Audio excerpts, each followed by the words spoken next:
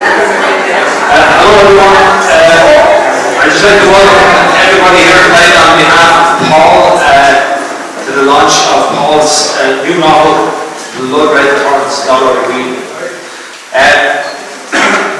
I'd like especially to welcome Paul's family here tonight, Paul's wife Una and his daughter Eve, his mum and Nancy and dad Michael, and of course Paul's brother Shane and his sisters Linda and Marie. I'd just like to say a couple of words about well, I don't know how you got me into this job of doing this, but how I met Paul. I met Paul first about 30 years ago, and anyone that knows Paul will know that he's a fairly gregarious kind of character. We met, I was lucky enough that time to be involved in a play with Billy Roach called Amphibians, and I was playing a character called Brian, and the character that I played had the job of a boss in a fish factory, and Paul's very talented and capable cousin, Gary O'Brien, who's here tonight. He was playing the part of Brian, or Brothers rather, and I had the job of bossing Brothers around. As anyone that knows Gary O'Brien, well, it's not the easiest of the job. But as it turned out, we came to the end of the road in Wexford, and unfortunately Gary couldn't continue, so Paul was drafted in as the new Brothers. Now I don't know who Paul was, or I've never met him before, but Paul was brought on as the new Brothers. So we inquired about Paul before he came. What's he like? Well, he's 19, and does he have any experience? Well, no, he's no experience. He's never acted in a play before. And what's he like? Well, he's mad. Where we were going. So, well, needless to say, Paul came and he rehearsed for a week, and we thought, well, he'll never do it. He's not going to do it, But needless to say, we went to Dublin. We went to the Dublin Theatre Festival, and Paul wiped the stage with me, literally, and with everybody else, and it's kind of all history from there. And since then, Paul has gone on to write not alone 16 stage plays. He's also written 2 screenplays. He's written 2 short movies, and he's been commissioned by the Abbey Theatre, the Gate School of Acting. His plays have been done by the Town Hall Theatre in Galway, and he's also been taken on by Druid as the new writer's part of the situation. So I think that everybody in Wexford owes a debt to Paul. When we finished that play in Dublin, actually, he asked me, he says, I've got a new play, he says, it's called The Bower Wall, and I'd like you to be Randy. And I thought to myself, how am I going to get out of this, doing this part? But to be fair, I read the script, and Paul has given me, and as I say, an awful lot of other people in Wexford, actors, a chance to play original characters, and it's been a pleasure since I've met him. And I'd like to wish Paul the very best for with his new novel, Blood Red Torrents, Dollar Green, and he's now not only is he a playwright, not only is he a short story writer, not only is he a songwriter, but now he's an author of novels as well. I hate this man. So I'd like you to welcome now, if you want to write a novel. I couldn't think of anybody in Wexford, in Ireland, in Europe or the world that I'd rather have to promote my novel or endorse it for me. If you'd welcome up to the podium Mr. Eoin Colfer.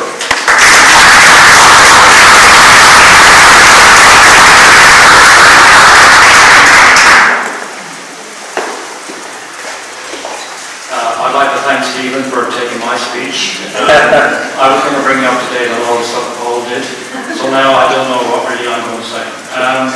I'm probably going to talk about myself, because that's usually what writers do when they're asking to launch books. I am delighted to be here for several reasons. One is obviously for Paul, it's a fantastic moment for him and for his family. And 2, for me, because I'm actually talking to grown-ups for a change. Usually I talk to little kids. So I had myself all G'd up tonight.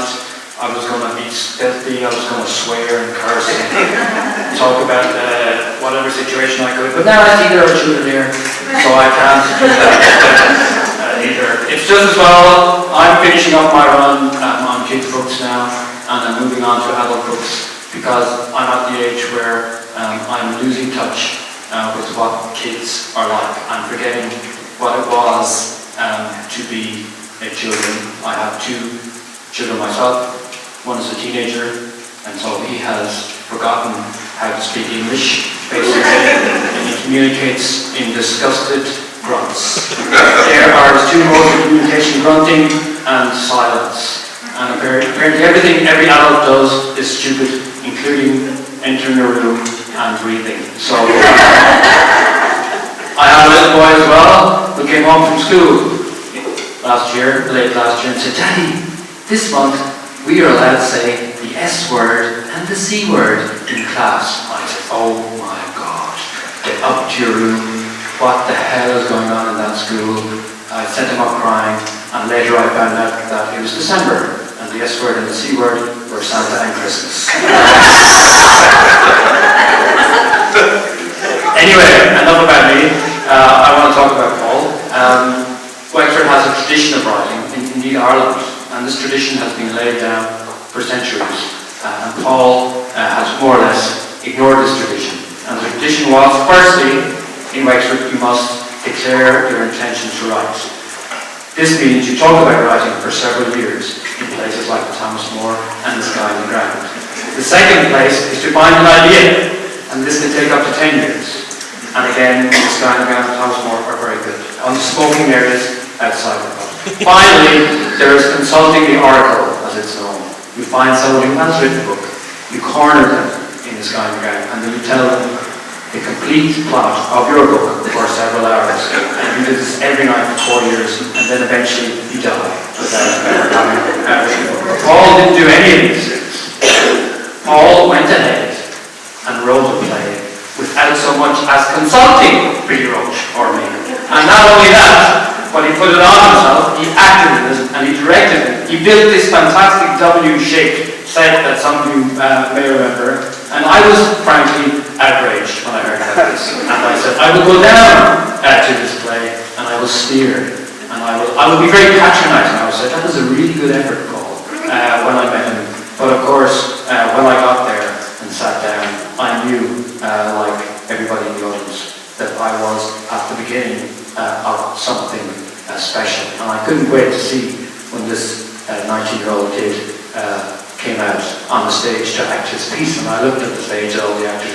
I couldn't see any 90. There was a couple of girls, and there was one looked like a 45-year-old man with a full beard on his knees crying for his lost son. And I said, surely that can't be him. He's like at least 45, if not 60. And I found out later that Paul was more or less born with a full beard, and when he entered kindergarten he already had a full beard, and eventually he's hoping for his beard to turn snow white so he can play Santa in a play and club the reindeer to death.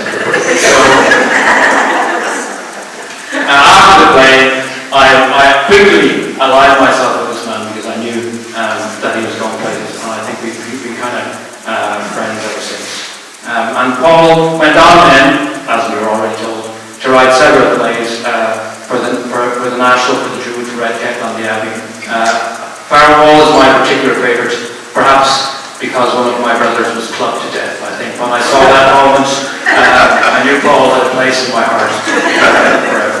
Paul has written screenplays, short movies, and it was only a matter of time before it turned to novels. And this is what brings us here tonight. Paul's debut book, Blood Red Turns Dollar Bill, which is a brilliant title.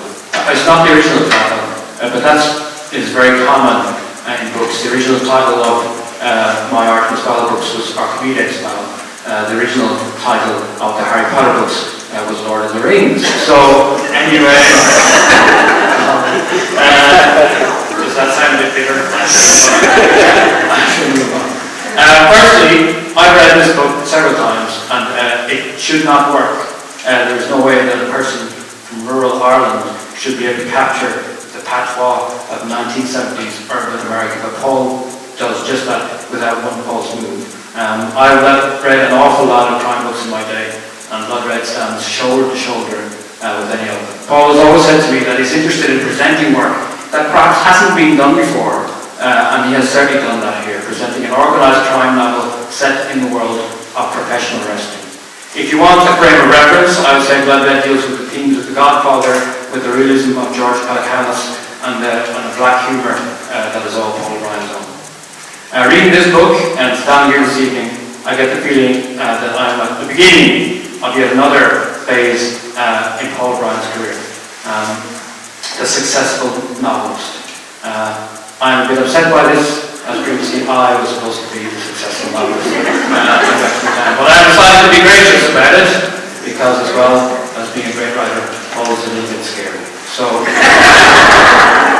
ladies and gentlemen, please join me in congratulating